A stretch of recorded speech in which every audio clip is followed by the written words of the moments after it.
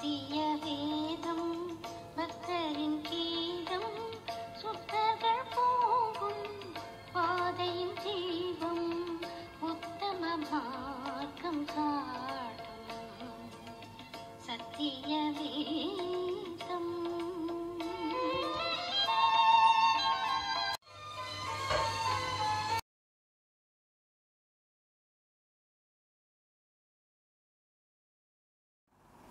ஏசாயா தீர்க்கதரிசியின் புஸ்தகம் 26ஆம் அதிகாரம்.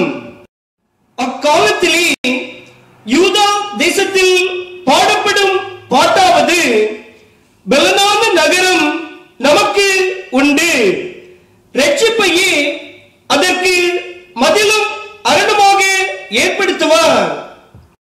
சத்தியத்தை கைக்கொண்டு வருகிற நீதியுள்ள ஜாதி உள்ளே பிரவேசிப்பதற்காக வாசல்களை திறவுங்கள். உம்மை உறுதியாய் பற்றிக்கொண்ட மனதை உடையவன் உம்மையே நம்பியிருக்கிறபடியால் நீர் அவனை பூரண சமாதானத்துடன் காத்துக்கொள்வீர். கர்த்தரை என்றென்றைக்கும் நம்புங்கள். கர்த்தராகிய யெகோவா நித்திய கன்மலையாய் இருக்கிறார். அவர் உயரத்திலே வாசமாய் இருக்கிறவர்களையும் கீழே தள்ளுகிறார், உயர்ந்த நகரத்தையும் தாழ்த்துகிறார்.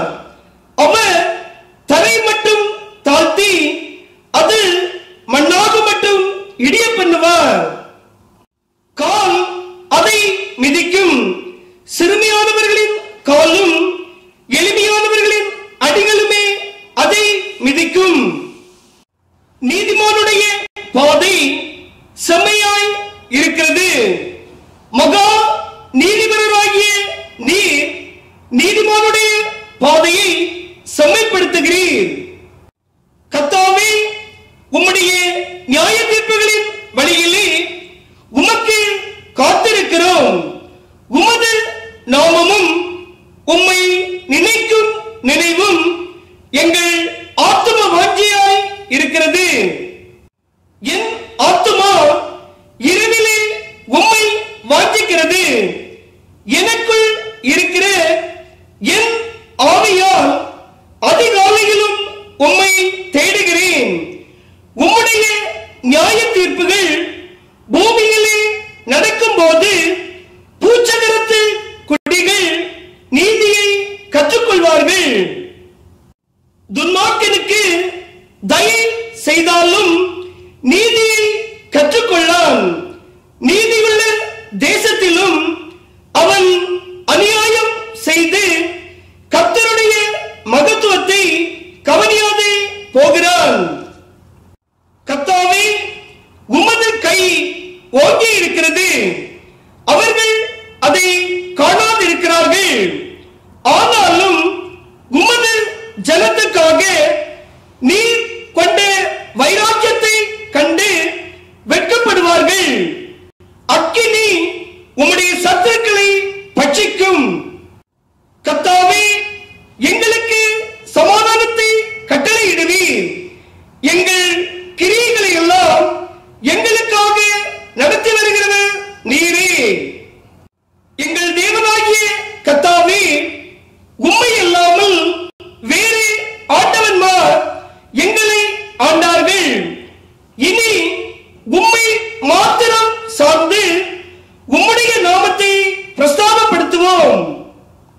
அவர்கள் செத்தவர்கள் ஜீவிக்க மாட்டார்கள். மாண்ட ராட்சதர் திரும்ப எழுந்தார்கள். நீர் அவர்களை விசாரித்து சங்கரித்து அவர்கள் பேரையும் அழிய பண்ணினீர். இந்த ஜாதியை பெருக பண்ணினீர். கர்த்தாவே, இந்த ஜாதியை பெருக பண்ணினீர். நீர் மகிமைப்பட்டீர். தேசத்தின் எல்லை எல்லாவற்றையும் நெடும் தூர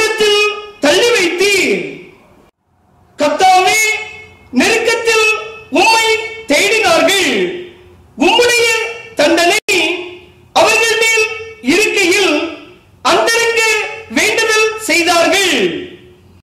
கர்த்தாவே, பேறு காலம் சமீபித்திருக்கையில் வேதனைப்பட்டு தன் அம்பாயத்தில் கூப்பிடுகிற கர்ப்பவதியை போல உமக்கு முன்பாக இருக்கிறோம். நாங்கள் கர்ப்பமாய் இருந்து வேதனைப்பட்டு காற்றை பெற்றவர்களைப் போல் இருக்கிறோம். தேசத்தில் ஒரு ரட்சிப்பையும் செய்ய மாட்டாது இருக்கிறோம். பூச்சகரத்து குடிகள் விழுகிறதும் இல்லை. மரித்த உம்முடையவர்கள் பிரேதமான என்னுடையவர்களோடு கூட எழுந்திருப்பார்கள். மண்ணிலே தங்கியிருக்கிறவர்களே, விழித்து கம்பீரியுங்கள். உம்முடைய பனி பூண்டுகளின் மேல் பெய்யும் பனி போல் இருக்கும். மரித்தோரை பூமி புறப்பட பண்ணும். என் ஜனமே, நீ போய் உன் அறைகளுக்குள்ளே பிரவேசித்து உன் கதவுகளை பூட்டிக் கொண்டு சினம் கடந்து போக மட்டும் கொஞ்ச நேரம் ஒளித்துக்கொள். இதோ பூமியினுடைய குடிகளின் அக்கிரமத்தின் நிமித்தம் அவர்களை விசாரிக்கும்படி கர்த்தர் தம்முடைய ஸ்தானத்திலிருந்து புறப்பட்டு வருவார். பூமி தன் இரத்த பலிகளை வெளிப்படுத்தி தன்னிடத்தில் கொலை செய்யப்பட்டவர்களை இனி மூடாதிருக்கும்.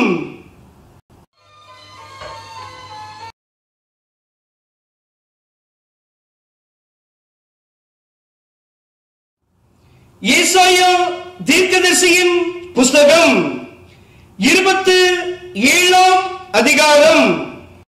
அக்காலத்திலே கர்த்தர் லிவியாதான் என்னும் நீண்ட பாம்பை, லிவியாதான் என்னும் கோணலான சர்ப்பத்தையே கடிதும் பெரிதும் பலத்ததுமான தமது பட்டயத்தால் தண்டிப்பார்.